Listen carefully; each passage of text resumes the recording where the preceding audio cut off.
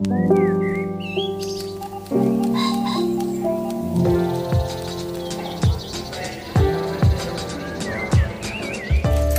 Dana Stevens, and this is the Slate Culture Gabfest Kristen Stewart Pumps Iron edition.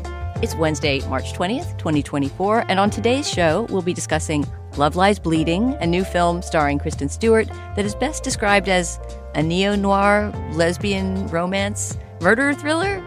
We'll also talk about The Regime, which is HBO's 6-part limited series with Kate Winslet as a Central European dictator, losing her grip on reality and on her country. And finally, Gabríel Garcia Márquez has a new book coming out this week, even though the Nobel Prize-winning Colombian novelist died 10 years ago. His 2 sons are coming out with the book that he was writing upon his death and that he asked to be burned after he was gone. We will talk about the ethics of posthumous publishing. Julia and Steve are out this week, but joining me are 2 wonderful Slate Culture writers. First of all, Dan Kois. Dan, thanks so much for joining this week. Guten Tag.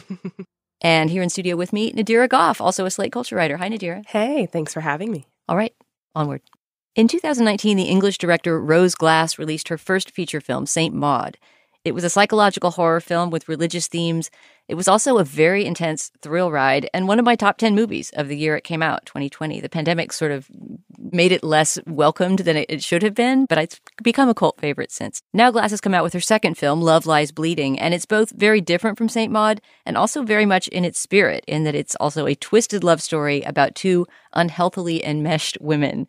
In it, Kristen Stewart plays the employee of a gym in a small town in New Mexico who meets and very, very quickly falls for a female bodybuilder. In this scene, you will hear them flirting in the parking lot after their first meeting. Is this your place? No, I just work here.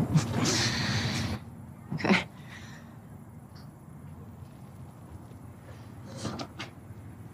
You're looking pretty good in there. Yeah? You got some pretty serious lines going. Jackie! There you are. Ladies. That's right, was you, Lou? Hey, wanna go grab a drink right now if you wanna come with us? Thanks, I'm good here. Babe, you know Lou here is a grade A dyke, right? Says so.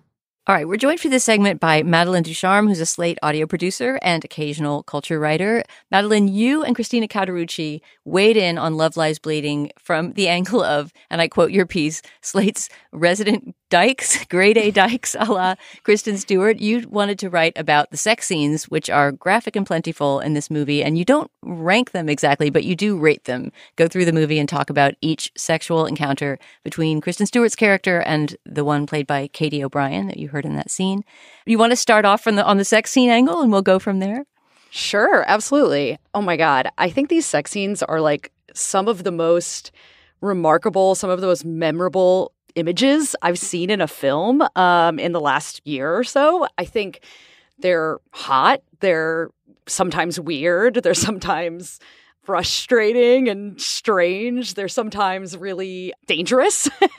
And I think that is something that I loved about this film. I also think that you can feel how much these 2 people want each other. And that's something that when you see it in a lot of like lesbian cinema, dyke cinema, sometimes the excitement of a movie like that is in the restraint. It's in the like quiet, sequestered scenes that we can sneak these intimate moments together. And this is just exactly not that movie. It's a period piece, but it takes place in a time where we don't just need to exchange furtive glances across a ballroom. No, they're swapping fluids instantly. Yeah, exactly. We can give each other steroid shots in the butt and then kind of, boom, boom, roll boom, around on extremely sweaty, disgusting gym material.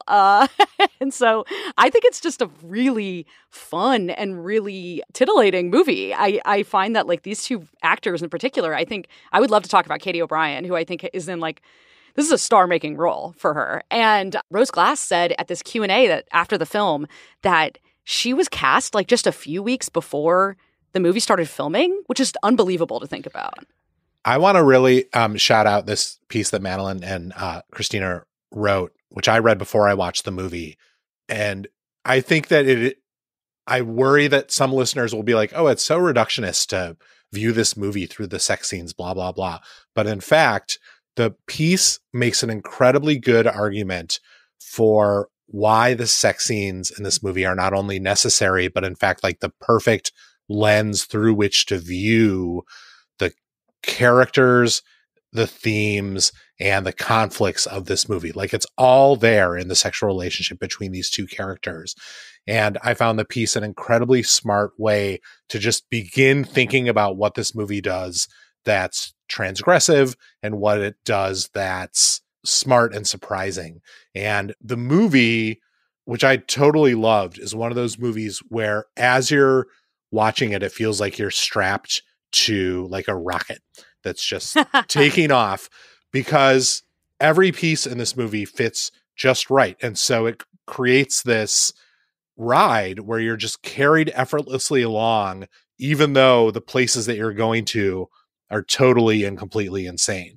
And the sort of fever of sex that these two characters fall into in the first half hour of this movie justifies everything that happens afterwards. Like they also have an emotional connection, and yes, they need each other, but the sort of like chemically induced, hormonally powered swamp that they fall into, psychosis that they both fall into, is what makes this movie go. And the movie like puts that in you too. It's really remarkable in that way.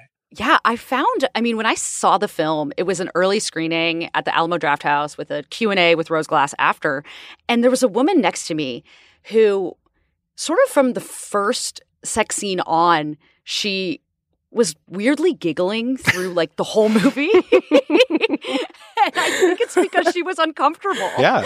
And the movie is clearly trying to do that. I think there are ways you can be kind of aroused and excited and also disturbed and uncomfortable all at once. And the movie is like vacillating between those things very, very quickly and abruptly, but also sometimes throwing both at you at the same time. I feel like often throwing both at you, but also just really quickly, I want to say that I love Madeline coming on the show and starting off with like, lesbian cinema is either Portrait of a Lady on Fire or this. And I really it can't be. That distinction of, furtive glances and then what this movie is, which is definitely the opposite of that.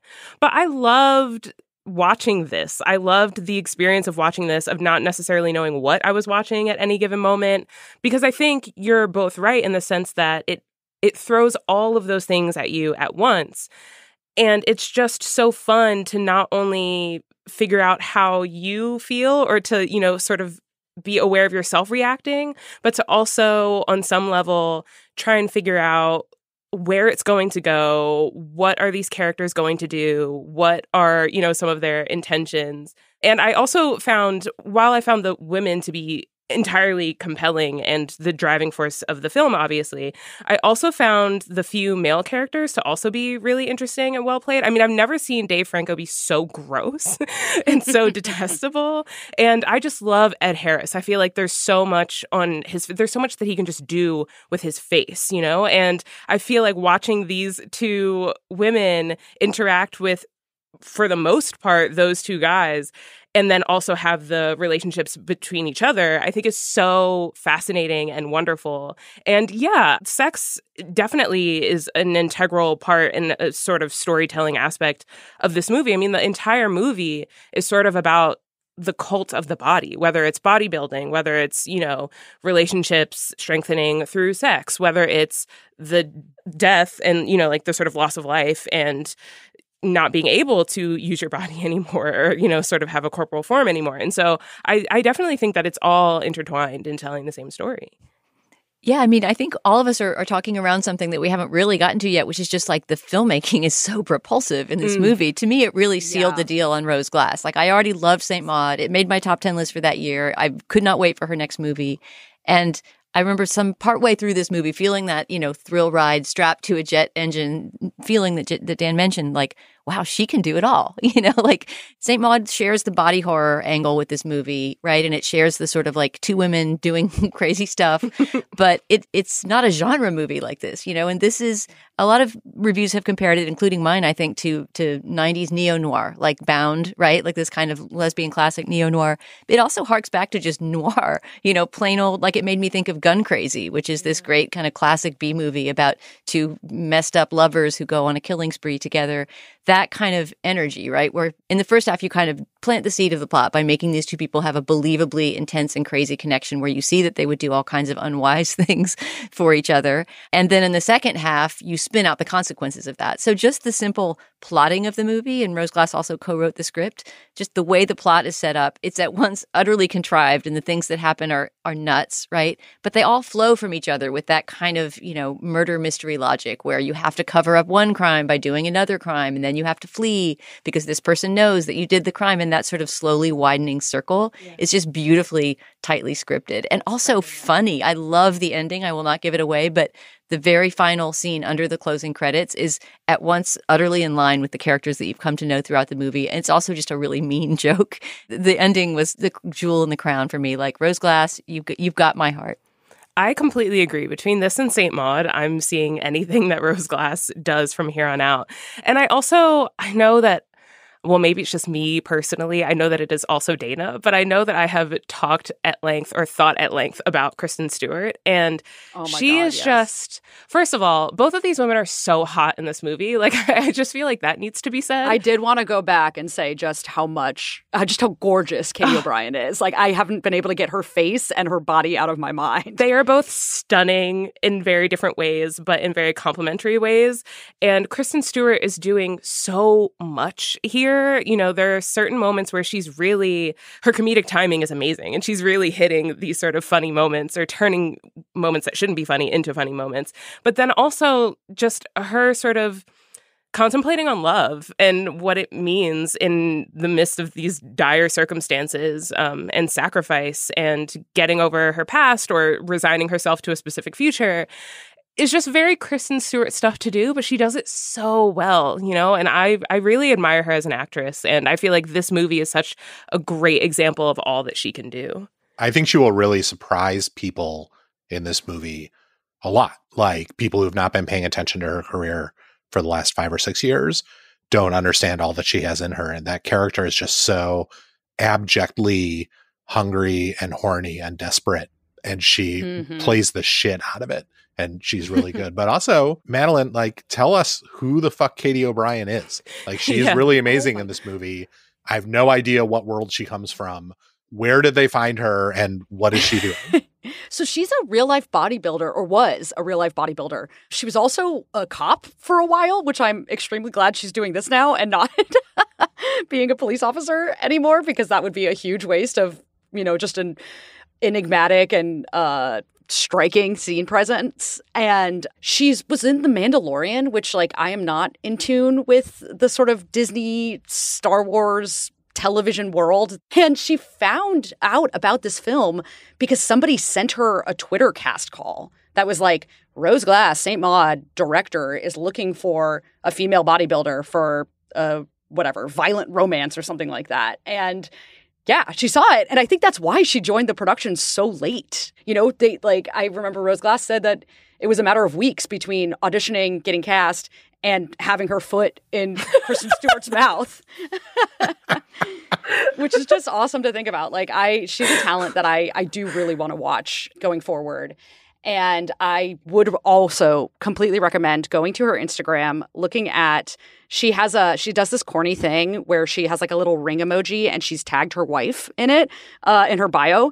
And you should click on her wife and just like go through her wife's posts about her, because they're like obsessed. She's obsessed with her wife, which of course I would be too if this was my wife. But they're very cute. I was about to say, I love this inversion of the wife guide. The wife gal. the wife gal. I do really want to know, and I'm nervous about what Hollywood will do with her. Because you're right that this is a star-making performance. But, like, what is the niche that she fills, or what are the movies that they're going to use to make her a star? Like, for guys in this particular mold, Like you can see what they do with, The Rock or any of those sort of ex-wrestlers who become stars are, our beefy Cena. young favorites, as Luke Winkie so memorably put it in Slate this week. But like, I do think and worry that Hollywood is going to struggle to find the right thing to do with her. And I hope other directors like this one, indie directors with like interesting visions, find her and use her in better ways than just like whatever the next Mandalorian type deal is going to be. Oh my God. I want to see her in the next like Emma Seligman film, whatever that will be, who is the filmmaker who made Shiva Baby and Bottoms. Like there is clearly a Bottoms 2 that could be starring Katie O'Brien, where they really learn how to fight. No, but actually though, I want her to do things that know how to use her very distinct look, her incredible body, and don't just sort of put her in a box the way that we put men with those huge muscles in a very specific box. Because she just is, it's not just her, obviously, her domineering presence that is amazing. It's like she is a really, in addition to being bombastic and huge, she can be really subtle too. Like in some of those sweet moments when they're in the middle of their sex workout montage, which I wrote about, you can see the two of them really connecting and falling in love. They have these like tender moments where, Katie O'Brien's character is eating an omelet and says like, oh, it's good, but like next time, no yolks. And she's great in those scenes too. The context of that scene is also that she is just asked to stay there to live there after, just this one night stand. But yeah, to that point, I mean, we've been saying so many great things about this movie, but I do want to hammer home that it is a love story, and I feel like that part of it is also done so incredibly well. Madeline, in your piece, you said something to the effect of, there's nothing I love more than, watching the first moment where two doomed characters see each other, to fall in love. But I think that this movie asks a really interesting question, which is, what if both of them are doomed, right? Like, does that sort of cancel it out and maybe they find their way together? Or what does that mean? What does that do? That's a hilarious thing to say in the context of this movie. I thought it was a happy ending, but that's just me. It asks the question. I'm not really, commenting on the answer, but it asks the question. And I find it to be a really interesting question. All right. Well, you have to see the movie now to answer that question. And once again, I have to stress the ending, by which I mean basically the last, 5 minutes of the movie, just to me, really catapulted into the stratosphere. All right. The movie is Love Lies Bleeding. It's in theaters now. If you see it and have comments, be warned, by the way, that it is not only raunchy, but extremely gory. Little content warning there. If you see it and have comments, please write us at culturefest@slate.com. Madeline, thank you so much for joining us for this segment and for writing on this movie. Please come back on again soon. Yes, I would love to. Thanks for having me, you guys.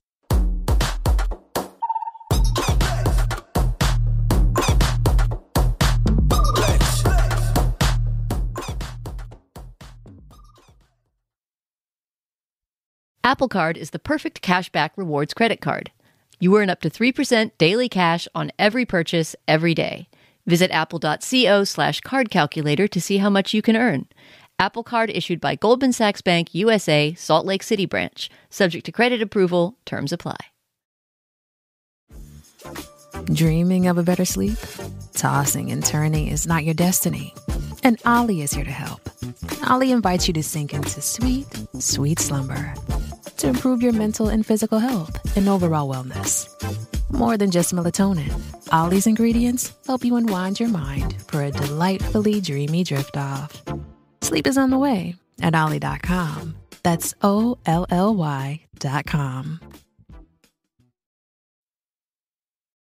This podcast is brought to you by Progressive Insurance. Most of you listening right now are probably multitasking. Yep, while you're listening, you're probably also driving, cleaning, exercising, or maybe even grocery shopping. But if you're not some kind of moving vehicle, there's something else you can be doing right now. Getting an auto quote from Progressive Insurance. It's easy, and you could save money by doing it right from your phone. Drivers who save by switching to Progressive save nearly $750 on average, and auto customers qualify for an average of 7 discounts. Discounts for having multiple vehicles on your policy, being a homeowner, and more. So, just like your favorite podcast, Progressive will be with you 24/7, 365 days a year, so you're protected no matter what. Multitask right now. Quote your car insurance at Progressive.com to join over 28 million drivers who trust Progressive. Progressive Casualty Insurance Company and Affiliates. National average 12-month savings of $744 by new customers surveyed who saved with Progressive between June 2022 and May 2023. Potential savings will vary. Discounts not available in all states and situations. Well, now's the time in our show where we talk about this week's business, and we have but one piece of business this week. It's to tell you about our Slate Plus segment, which was suggested by this week's co-host, Dan Kois. He wanted to talk about cabbage as a hot new restaurant ingredient, which is apparently happening right now in the restaurant scene. And in a broader sense, what does it mean for there to be a hot ingredient? In the 90s, it was bacon. Sun-dried tomatoes were a thing in the 80s. What does it mean when a sudden food trend starts to take over the restaurant scene? You will hear that segment at the end of the show if you're a Slate Plus member. And if you're not, you can always become one at slate.com/cultureplus. Will Tracy was a writer on the series Succession. He's also written for Last Week Tonight with John Oliver, and he also wrote the screenplay for The Menu, a movie satirizing fine dining that came out in 2022. Now he has created his first show as a showrunner. It's The Regime, a 6-hour limited series starring Kate Winslet as, we'll get into what she is, but she's the apparently elected, but probably not very fairly elected, dictator of an unnamed Central European country. It's also a political satire in a very different vein than Succession, although maybe with some recognizable genealogy from that show. Before we dive into the discussion, let's listen to a clip. In this scene, you will hear Kate Winslet's character. She's not the first voice you hear. That's Martha Plimpton, who plays a U.S. senator. After that, you'll hear Kate Winslet as the dictator of said unnamed European country, and Matthias Schoenaerts as her sort of bodyguard, a soldier who she has brought into the palace and who is beginning to infiltrate her mind. All good? No, Emil, not fucking all good. Don't worry. I'll come back and talk to her. Okay, we can go now. That felt. Yes. You heard me, didn't you? Yes. In your head. I did. I told you to do it. I heard you. What happens now? What would you like to happen? I want more. If you want more, you should have more, but then you have to flush it all out. Yes. Yes, the poison. Flush it all out. The whole gut. Yes, all of it. Everyone that ever hurt us. Starting with that fat fuck Bartos. We shove their gold down their throat until they choke. All right, Dan, The Regime. One thing I can say about this show is that it is weird. It's probably not what you expect. It's tonally a very bizarre mix. I'm wondering how it worked for you and whether you're going to continue and finish all 6 episodes. Well, you can hear in that clip that we played the sort of tonal tightrope that the show is trying to walk, right? Like there's that like chugging, wacky music under the scene of a U.S. senator fleeing after being, basically bullied by the dictator and her henchmen. And then there are these actual, sort of attempts at pathos in getting us to relate to the dictator and her henchmen and their feelings of being themselves oppressed and misunderstood and ground down by the people who only want the worst for them. And it's a very difficult mix of like the arch and satirical with the dramatic, and it doesn't exactly work yet, but the performances at the middle of it are so like commanding and interesting that it seems worth continuing. Like Kate Winslet, obviously, who has always been great in everything, is consistently great in this, and great in a way that seems a little bit different for her. And I'd love for us to talk about that. But I do think that anyone who watches this is going to come out of the first couple episodes feeling like, what on earth is this thing that I just saw? Yeah, it wasn't even until episode 3 that I started to see what the show was trying to do. I'm still not sure it accomplishes what it's trying to do. But yeah, Kate Winslet is really up to something interesting and strange and different for her. She's funny. She plays it very broad. She has all kinds of weird tics that she gives to this character. She seems to be very challenged as an actor, and that's something exciting about the show. What about you, Nadira? You didn't make it too far in, right? No, I really love Kate Winslet, and I do think that her performance is amazing in this. I also, I love, like Dan was saying, all the performances that are sort of central to the show. And I mean, I guess, I don't know, I really like weird things, but I found this to be so boring. I found it to be so boring, which really surprised me because everything that describes the show is really up my alley, right? If you give me a political, wacky show about a hypochondriac dictator made by the same guy who made The Menu, I'm clicking immediately, especially if it stars the people that it stars. But I think the beginning, at least, of the show maybe struggles with stakes in a way, or in the audience needing to care about something that I just wasn't necessarily connecting to. And I didn't find it entertaining enough to just sort of view it the way, for instance, I viewed the first season of Succession, which is, I don't know if I necessarily care about any of these characters yet, but I'm having so much fun just watching them, you know, as if they're in a fishbowl, right? And I'm just sort of watching them do their thing and be wacky and weird and deceitful. This didn't feel that way. It was kind of like, I'm here, but I don't necessarily know why. I don't know why I should care. And I don't know what to do with that. And so I found myself entertained by small moments, and I definitely liked the growing dynamic between the dictator and her henchmen, but it wasn't enough to entirely draw me in. Well, Succession had the immediate hook of, you know, who is going to get the kiss from daddy, which yeah, for sure, pushed you through that show, even as you were learning that you didn't actually like any of the characters. It's not clear yet what the hook is here. And, you know, I think, as Dana says, it becomes more clear what the show is actually sort of teasing the further you go along. The word fishbowl is very interesting in relation to this show versus Succession, right? In that it's sort of strange to make a movie about an entire country where you almost never leave the palace. I think that starts to change a little later in the season as there starts to be unrest within the country, and the reforms that she starts to put through, pushed on by the Matthias Schoenaerts, you know, the bodyguard sort of revolution whisperer who's now installed in the palace.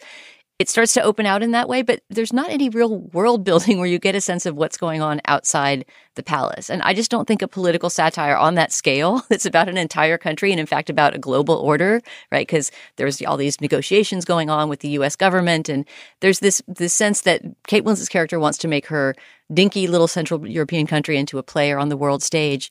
So in that case, there needs to be a little bit more work put into imagining what is her appeal to the people. Does she have an appeal, right? We see her making propaganda videos a lot, right? And there's some really funny scenes of her sort of dressed in these folkloric costumes, you know, appealing to her people in this blood and soil sort of way. Where are the people watching that in their hovel, right, on TV and responding to it in some way or other? Without all of that, the show's satire seemed toothless to me, even though there's some really smart things it's trying to do.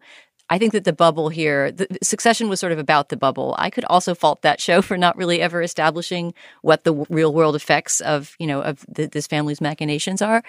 But that at least was what the show was about, right? How insular their world was. Yeah, but even in the beginning of Succession, you get that really great sequence where the family goes to that house, and then one of the sons pays like a family who lives near there or works for them or whatever to like basically bully them into playing this baseball game and saying, you know, I'll give you money if you win. But then, like, you know, like you sort of get a sense of the way that they at least treat the people who work for them very early on. And I feel like in some ways the show tried to do that. There's a scene really early on where the dictator's life is put into danger. But I mean, plot-wise, it kind of serves more as a foil to get the henchman back in her good graces.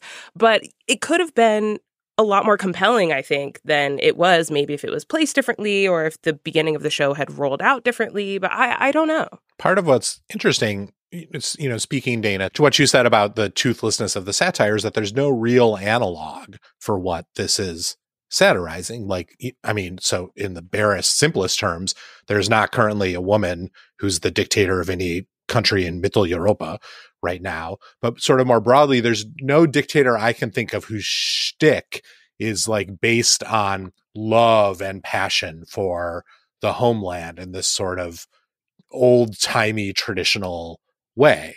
They're all about projecting power and strength in the sort of Trumpian Viktor Orban context. And so that made me think of another movie that is, you know, trying to sort of archly satirize this kind of power hungriness and shenanigans inside the palace, which is The Death of Stalin, you know, what I think one of the great satires of the last 10 years or so, which had the advantage of taking real history and just twisting it enough to do whatever it wanted to with it, as opposed to, as you note, Dana, forcing us to try to figure out the context for all of this palace intrigue and then never giving us any of those details at all. Yeah, The Death of Stalin, Dan, is the very first title in my notes that I scribbled down because the beginning of this show looks a little bit like The Death of Stalin. Sounds like just it the too. Visuals, right? And yeah, it's true. The playful music combined with these kind of horrific things happening in the background, but these bright colors and, the way that there's this pageantry, right, of dictatorship and authoritarianism, and that it's all about these symbols and brightly hung flags. And the palace is wonderfully tacky. So good. It's supposed to be a converted hotel, right? And I would love to see that backstory, that at some point, when she took over the government, Kate Winslet's character turned this hotel into, this incredibly tacky gilded palace that she now lives in. All of that design is really great, and it makes the show watchable and fun and juicy at some level. Unlike you, Nadira, I didn't find it boring. Like, I could imagine finishing it just out of sheer sort of eye candy and for watching Kate Winslet's performance. Also, Matthias Schoenaerts, the Belgian actor who plays the bodyguard, is great. He's so good. And I mean, he's sort of this wall of flesh, right? A very big guy. But he and Kate Winslet both, they just really mesh together as these two very damaged individuals, right? I mean, they really do seem like two people whose damage complements each other and sort of makes something worse and more dangerous than they could have been otherwise. Yeah, I'm fine with thinking it's just me, honestly, who thinks that the show is boring. It kind of felt like I was saying before, it had all of the ingredients for something that I would really enjoy, but for some reason it just wasn't clicking with me. I think you both make a really compelling case to at least watch 1 to 2 more episodes to see if it'll get me there. But in terms of other things that this show reminded me of, I'm going to be the weird young one on the call and say that I wanted to stop watching this and immediately start watching The Hunger Games. I think the world of it really reminded me of a more serious, less zany version of the Capitol in The Hunger Games, with the costuming, with the pageantry, with the dictatorship, and even with a little bit of the sort of hypochondriac aspect. And I find that world to be, at least right now, more compelling. Obviously, it's a lot more theatrical and it's less grounded. But yeah, I don't know. Maybe this is the adult version of The Hunger Games. The Hunger Games certainly has stronger world building than this world does, right? I mean, at the very least, as utterly contrived and absurd as it may be, you understand the relationship of the Capitol to these different states and why people feel the way they do about the games. And this show has this sort of, this I guess goes to the toothlessness of the satire. Like if you dumb yourself down and don't expect too much from it as a political allegory, it is fun watching, and it has some really good craft elements, including the sheer craft of Kate Winslet's acting. But yeah, you can't go in there expecting some sort of sharp analysis of any contemporary political trends. What this made me want was the version of this show that's not about some imaginary female dictator, but is the Death of Stalin version of Kate Middleton, whose life seems, at least this week, like way more complex and fraught than any Central European dictator's life. Yeah, agreed. Yeah, someone make that show, please. Who would play Kate Middleton? Oh, gosh. 10 years ago, it would have been Maura Tierney, and she would have fucking crushed it. All right, well, it's The Regime. It's on HBO. I'm probably going to finish it just because I'm now halfway through, and just for Kate alone, I may finish it. But take a look, see what you think, and tell us what you think at culturefest@slate.com. For truly, the hand of this man is the mightiest in the history of the world. Within his grasp is power greater than that of the thought.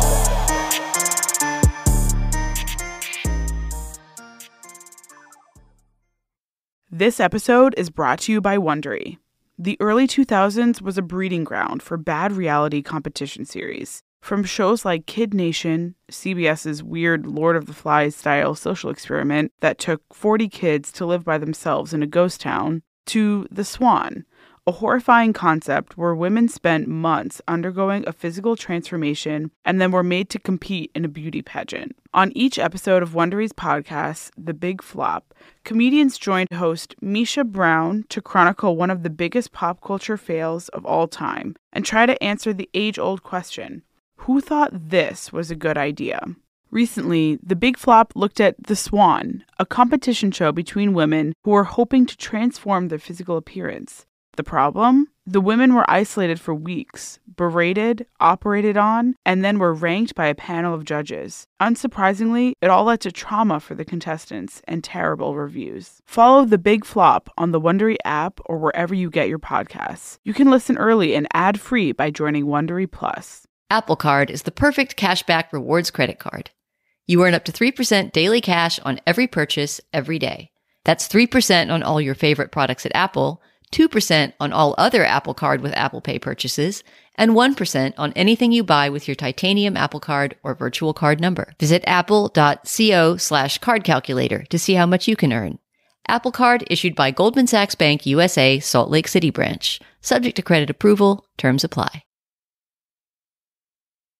This week in bookstores across the country and across the world, actually, you will be able to find a new Gabríel Garcia Márquez novel. The novel is titled in English Until August. In Spanish, it's En Agosto Nos Vemos. It will be published by Penguin Random House. And of course, bearing the lead here, the big story is, how is Garcia Márquez coming out with a novel 10 years after he died? The answer is that his two sons, Rodrigo and Gonzalo Garcia Barca, have decided to publish their father's book against his wishes. Gabríel Garcia Márquez was suffering from dementia before his death, but continued to work on the novel during that time. At some point before he died, he told his family, I don't want this work to be published. Now, 10 years after his death, his sons have read through the manuscript and decided that their father did not accurately assess the quality of his work, that it did deserve to be released, and so it has now been translated and is being released around the world. It got a not very good review in the New York Times, in which the reviewer essentially said that you could sort of trace Márquez's developing dementia on the page, which seems like it would be a very sad experience. I think this is a very complex question,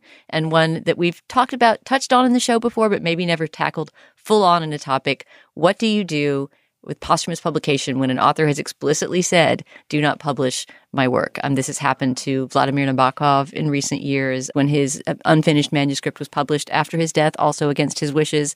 It's complex enough that when we brought this up in our topics call this week, we actually disagreed some about whether or not this was an unethical move. So we thought it would make for a worthy discussion.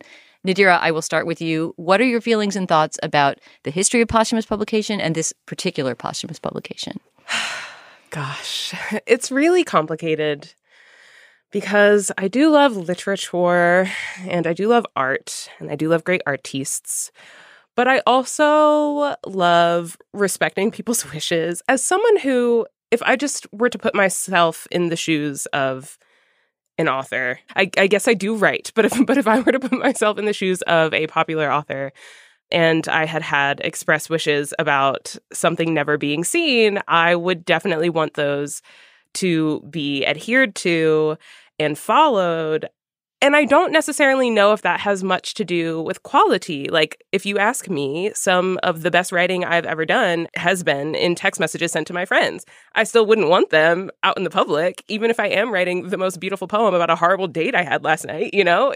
Even if it's great content, I still don't know if I would want the world to see, or I know that I wouldn't. And I know how I would feel if my friends were like, you know what, actually, my friend wrote this really great poem about how horrible it is dating in the sort of digital age or whatever.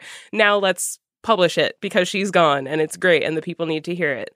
Sometimes I think that even if work is good, there's, I don't know, a step to publishing it or making it public that is maybe revealing about the self or revealing in other ways. And I just feel as though the public doesn't necessarily, they're not entitled to great work. It's a gift. It's a privilege. It's not necessarily a right. And so therefore, it's kind of seedy. I don't know. It makes me feel kind of icky. And I feel like when I'm reading posthumous things, if the author or creator has specifically said, I don't want this out in the world, I'm grateful to be reading it, but I'm also really skeptical. I'm really skeptical about the editing process. I'm really skeptical about all of the hands that have sort of honed it to be in its publishable state. And I'm really skeptical about whether I should be reading it. And so there's a sort of twinge of guilt as well. And it makes for a really complex and interesting experience, but I don't necessarily know if it's one that we should be having. You are right that it often says a lot about the people who made the decisions. Like, if you read the multiple stories that have been written about this, the decision to publish this Márquez book, the quotes from his sons are so shady. Like, they seem to have decided that whenever their dad said the book was no good and he didn't want it published, that was when he was really demented. So probably we didn't really have to pay that much attention to him. Nevertheless, Nadira, I totally disagree with you. It is inexpressibly better to have this material out in the world than it is to hide it away or burn it or whatever, for one simple reason, which is that the guy is dead. He can't care. He doesn't care. If you were dead, God forbid this should ever happen, you would not be able to care whether your friends publish those text messages, which frankly, I hope they do because they sound amazing, because you'd be dead. You wouldn't care anymore. And further to that, no matter what you put out after Gabríel Garcia Márquez's death, it doesn't make the other books go away. It doesn't change the fact that they exist. And in a best case scenario, they force the publishing of something new and unfinished forces readers to rethink that old material in productive ways. Like, you're right that it's a complicated and maybe sad experience to read this book and, as Dana noted, maybe even see the sort of the signs of Márquez's decline in its pages. But it also, I think, has the possibility of enriching your experience of those other books. And I think the best example I can suggest for this exact result is Harper Lee, who, when Go Set a Watchman was published, maybe 10 years ago now, I think there were a lot of people who were very angry about it because it seemed to be being published against her wishes. Then there were people who were angry about it because they felt that its badness or its clear-eyedness about the character of Atticus Finch in some way besmirched their experience of reading To Kill a Mockingbird. I would say that what it really did was it forced a lot of people to face up to some things in To Kill a Mockingbird that they hadn't previously been able to face up to. And striking that balance and fighting that battle was, in a way, what sort of defeated Harper Lee when she was trying to write that book.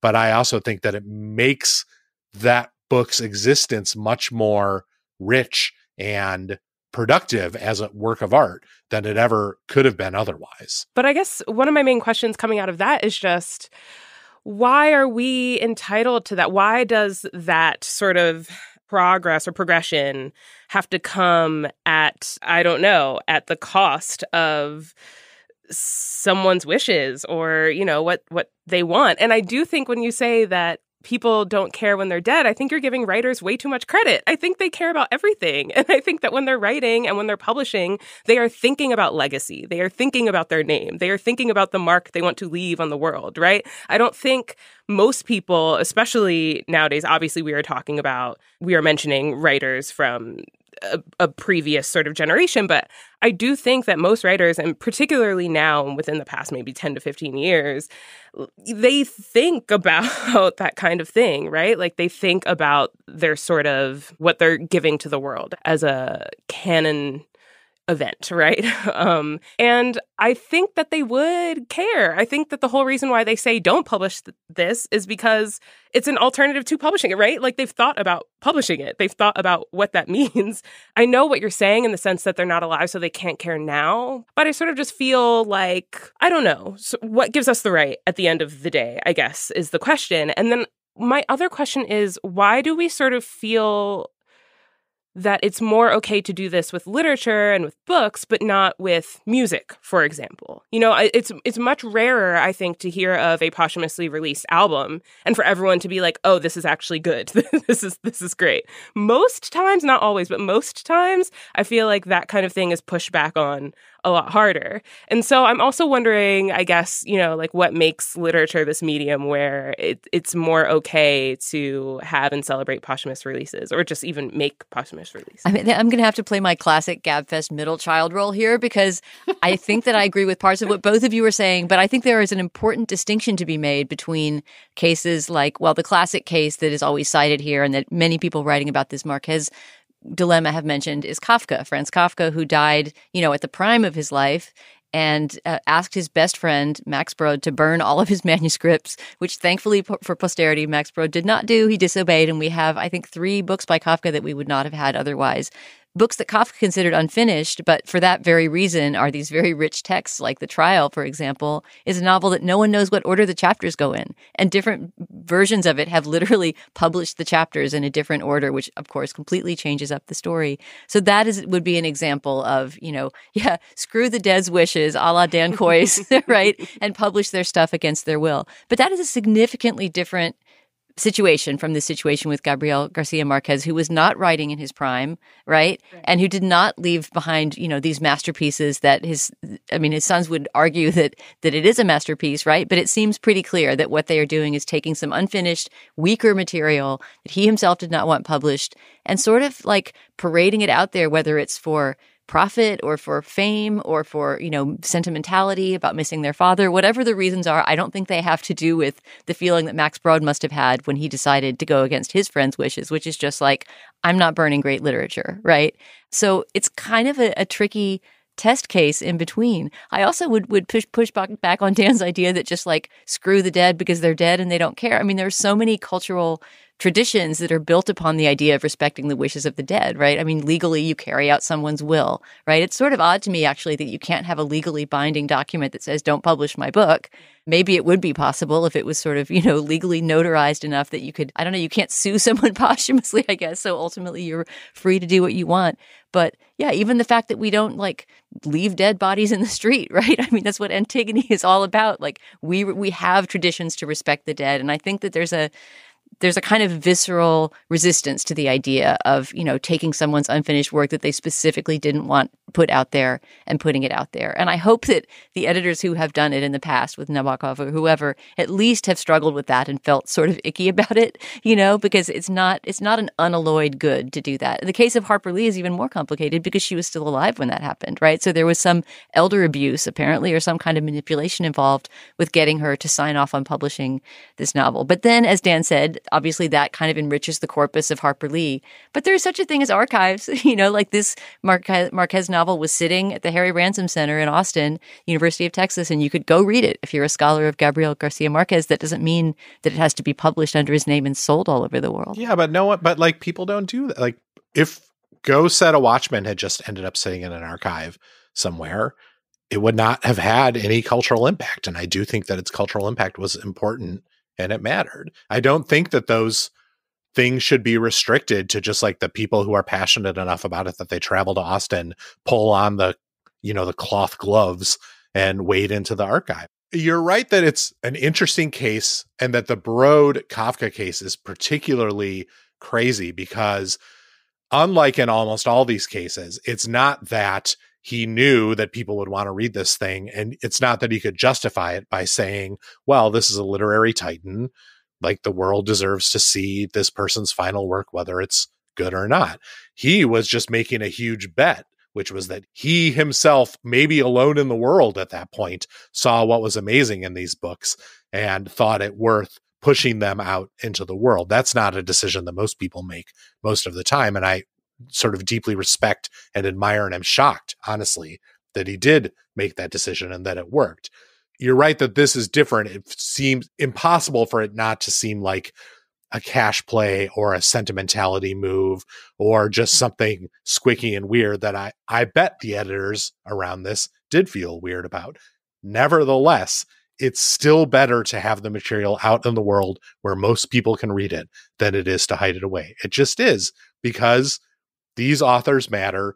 Their legacies matter outside of how they think of their legacies. And when you're this big and important figure in people's artistic lives and in the world's artistic culture, what you think your legacy should be no longer is the most important question, I don't think.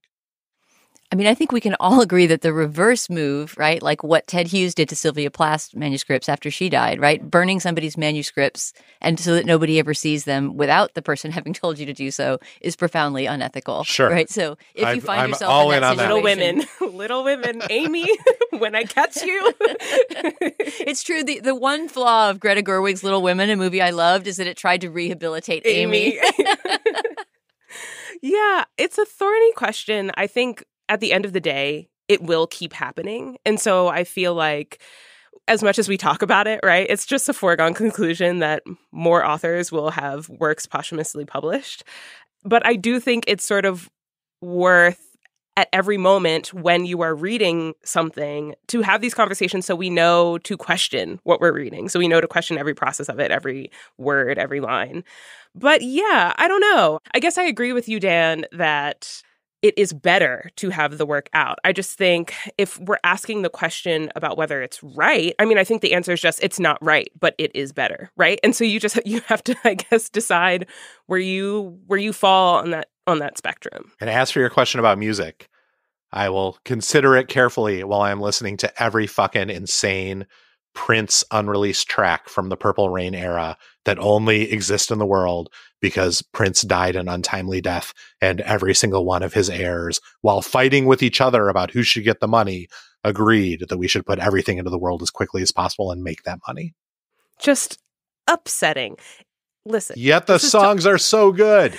This is to all of my friends. If I die and you publish something I told you not to publish, I will haunt you for the rest of your lives. This will be a great test. Now that you've made that explicit promise, we can finally see. You might be rolling in money, but I will haunt you for the rest of your lives. Love you, though.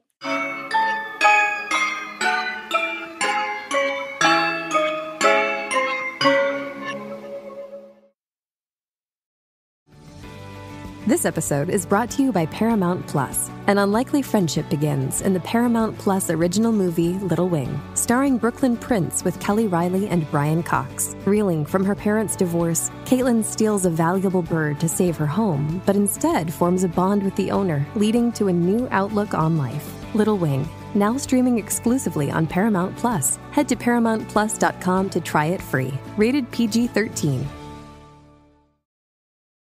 This episode is brought to you by JLL. Get an insider view into the world of commercial real estate with JLL's podcast, Trends and Insights, the Future of Commercial Real Estate. Whether you're curious about making cities more sustainable, the evolution of office space, or AI opportunities, this podcast will help keep you a step ahead. Tune in for candid conversations with business leaders about the biggest trends impacting how we live, work, and play. Subscribe to Trends and Insights now at jll.com/podcast. All right, well, we've reached that moment in the show where we endorse. It went so quickly this week. Nadira, I'll start with you because you're right here across the table from me. What did you love in culture this week? So, per usual, I have some musical endorsements. My first is for the new album by Philly rapper Tierra Whack called Worldwide Whack. It has been about 5 years since her freshman debut, since her first body of work, I believe. And for those 5 years, Tierra Whack has done a lot of incredible things in that meantime. She's collaborated with Beyonce. She's done all of these, sort of great spots here and there. But everyone has been sort of waiting for her next full-length album. And it's finally here. It came out a few days ago, and it's so good.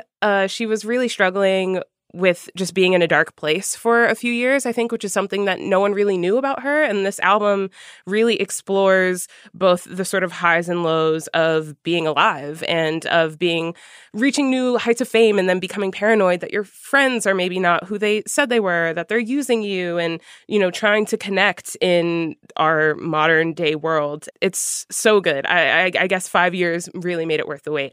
My other quick endorsement is also for another album by Brittany Howard, formerly of the Alabama Shakes fame. She has a new album called What Now, and it's really beautiful, and I love it. Dan, what about you? What have you got this week?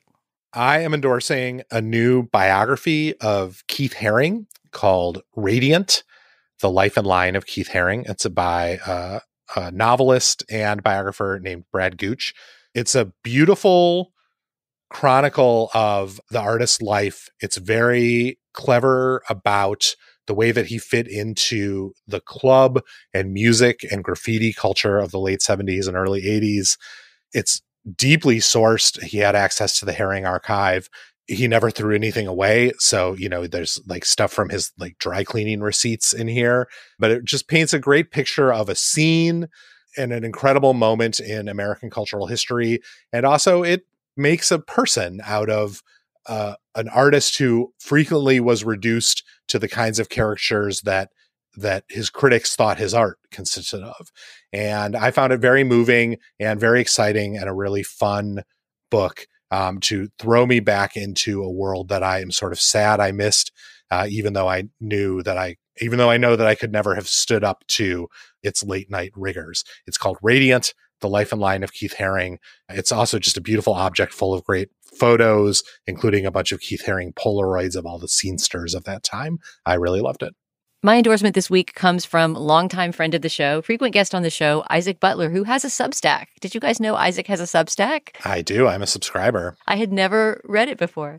I'm going to subscribe now, and I guess it's intermittently kept up, which makes sense because Isaac's busy doing all kinds of other writing. I think he even says in the tagline to his Substack something like, I write here when I am moved to. Well, he was moved to this week, and he wrote a beautiful, really long essay, a true essay in the sense that he is finding his way through thoughts, and you can sort of see him thinking it out as he writes, called It Ain't Me, Babe, Complicity and Consequences from Sitcoms to Gaza. And it's sort of hard to summarize all that this essay is about, but I mean, essentially it's Isaac wrestling with art and complicity. And, what do you do with the fact that you, as a reader or consumer of art, are also someone who's living in the world and who thereby is implicated in all kinds of complex ethical dilemmas and, threads that you might not even know that you're connected to. So in the context of talking about that, he talks about Gaza and the war in Gaza. He talks about The Good Place, the sitcom The Good Place, and the kind of ethical structure set up by that show. He ends up getting into Sophocles and an essay about Gaza that he read online and didn't really like, but has a very interesting response to. I don't know. It was really cool to see Isaac's very erudite and very magpie-like mind at work thinking about all of these very contemporary and urgent topics. So his Substack is called Complete Works, if you want to subscribe to it. And this particular post is called It Ain't Me, Babe. I wrote him back telling him it was a good one. And he wrote back to me, yeah, once a blogger, always a blogger, I guess.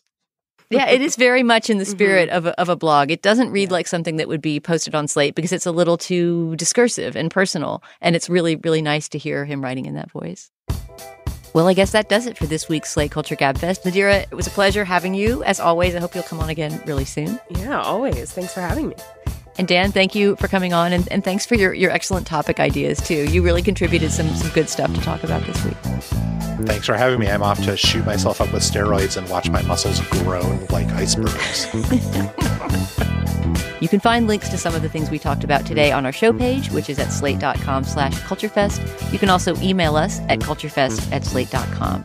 Our intro music is by the wonderful composer Nicholas Britell. Our production assistant is Kat Hong. Our producer is Jared Downing. I'm Dana Stevens. Thanks so much for listening, and we'll talk to you next week. If you didn't know, you wouldn't guess that she claims to be the strongest girl of her age in the country. Muscles usually go with males, but in a moment you'll see how they go with the other sex.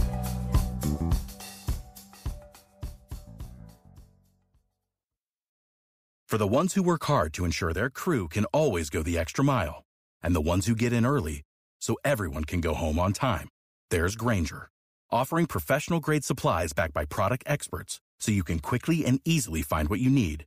Plus, you can count on access to a committed team ready to go the extra mile for you. Call, click Grainger.com, or just stop by. Grainger, for the ones who get it done.